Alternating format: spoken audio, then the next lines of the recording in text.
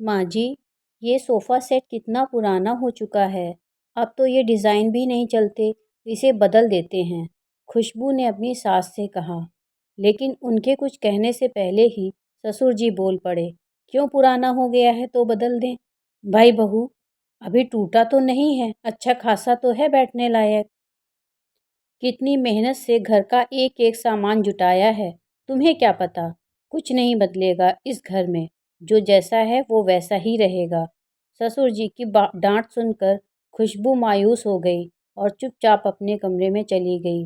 विमल जी हमेशा ऐसा ही करते थे। जब भी खुशबू घर में कुछ बदलाव करना चाहती थी, वो मना कर देते थे। उनका मानना था कि बहू को थोड़ा सख्ती में रखना चाहिए, वरना वो अपनी मनमानी करने लगेगी। वो अपनी पत्नी को भी यही समझाते थे कि बहू को थोड़ा सख्ती भी दिखाया करो लाड़ प्यार के साथ साथ। क्यों डांटते रहते हैं उसे? कितनी प्यारी बहू है हमारी, कितना मान करती है हमारा।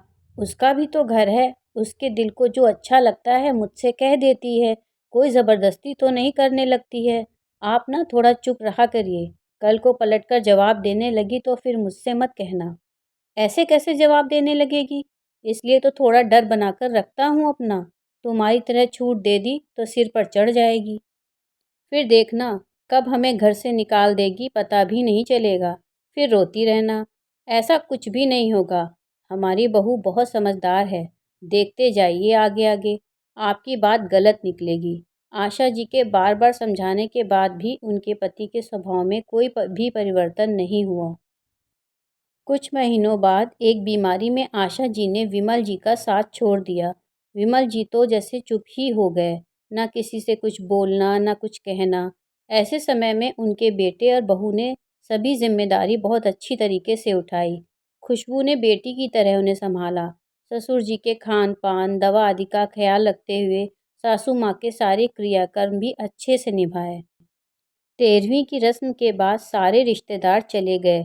सिर्फ खुशबू की बहन खुशबू के पास रुक गई थी।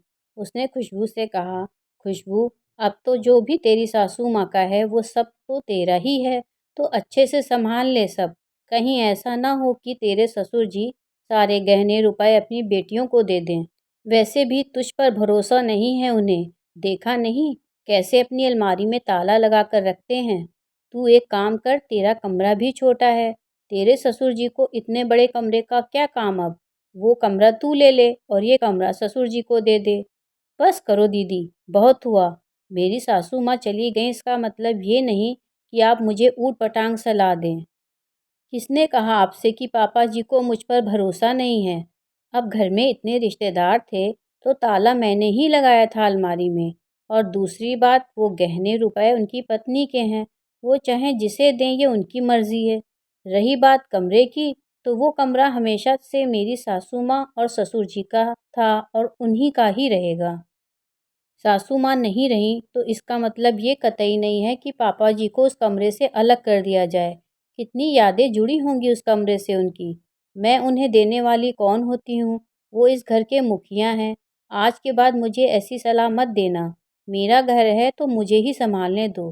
तभी उसकी नज़र ससुर जी पर पड़ी और खुशबू चुप हो गई। विमल जी ने कुछ नहीं कहा, बस बहू के सिर पर हाथ रखकर चुपचाप अपने कमरे में चले गए और आशा जी की तस्वीर के आगे खड़े हो गए।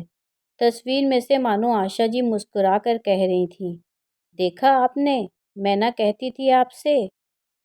हाँ आशा, तुम सही थी। मैं ही नहीं पहचान पाया हमारी बहू को। जाने कब वो बेटी बन गई, पता ही नहीं चला। मैं अब से पूरी कोशिश करूँगा उसे तुम्हारे हिस्से का प्यार और आशीर्वाद भी दे सकूँ।